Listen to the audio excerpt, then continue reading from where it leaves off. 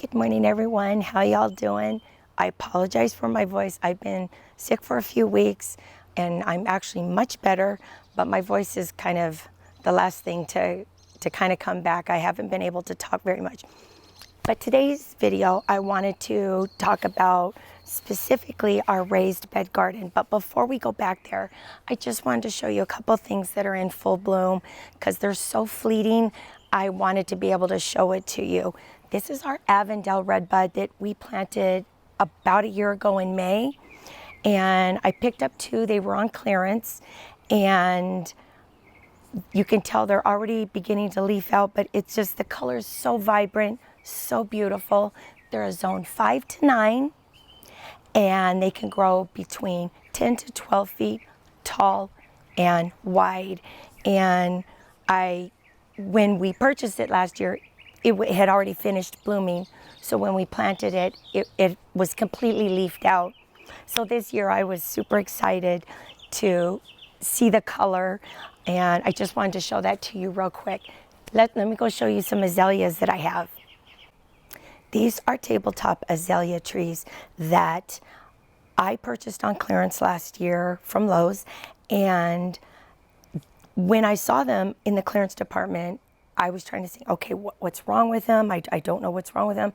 And sometimes I think they clearance out certain things like the Avondale redbud because they're finished blooming and maybe people only want to buy them when they're in bloom.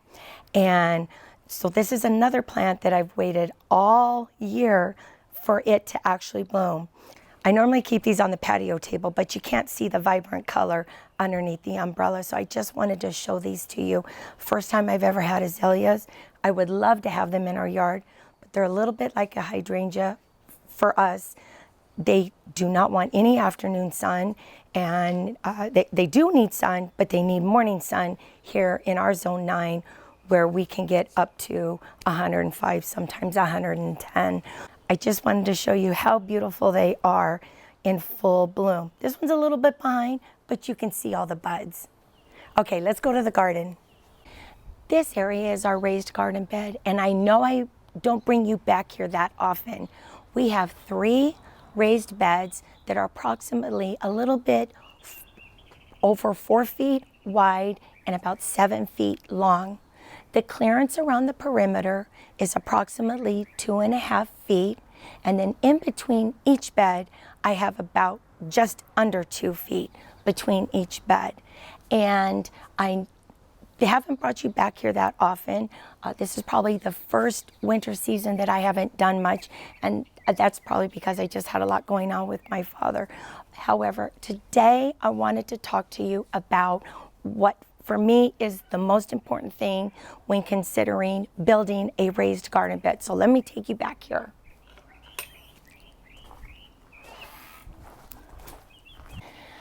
When my husband originally built all these beds, he did it in one weekend, and he built it out of cedar.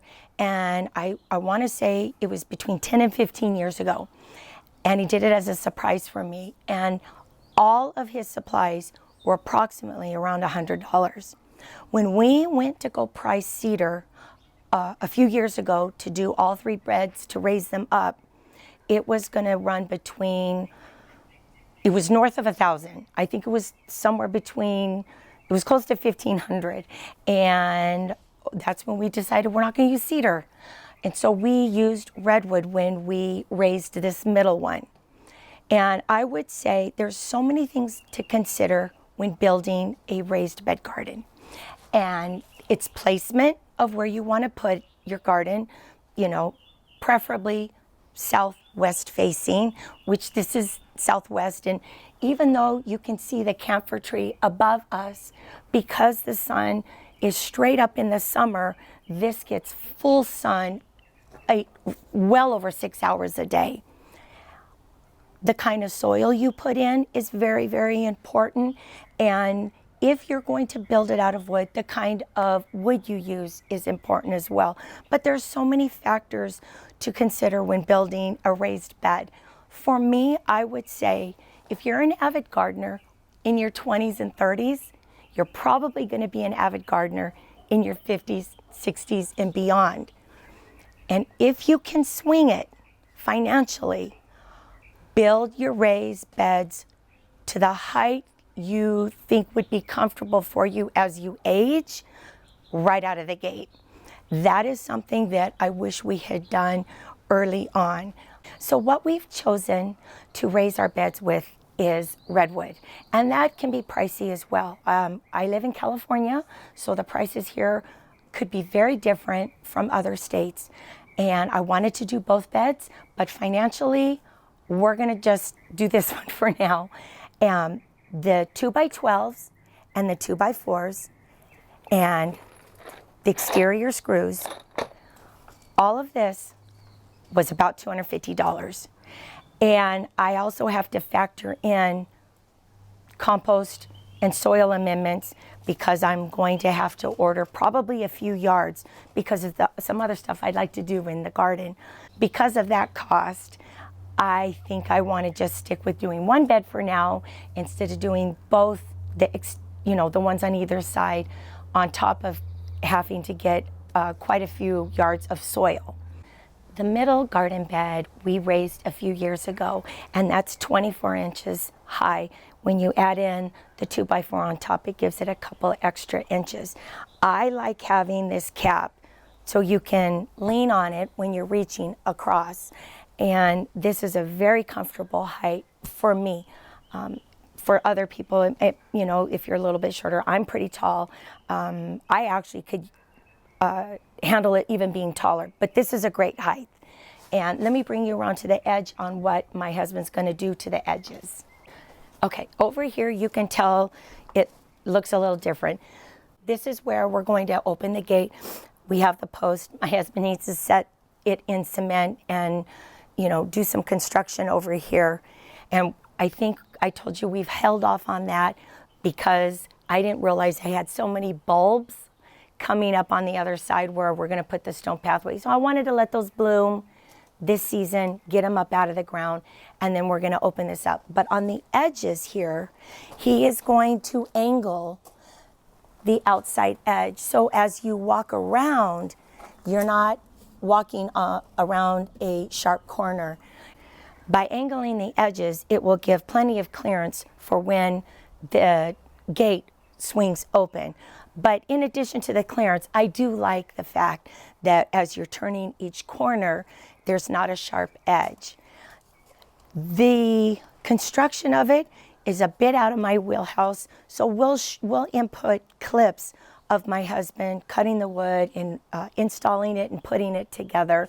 I just wanted to say, out of all the different options you could do, if you can swing raised beds, I think you'll be so happy if you build them out of wood and build them to the height that you'll be happy with. I've seen so many gardeners on YouTube saying, well, as the years go on, I'll probably start to, elevate the height of the garden bed. And had I known 15 years ago what I know now, I would have asked my husband, hey, let's just build them tall right out of the gate.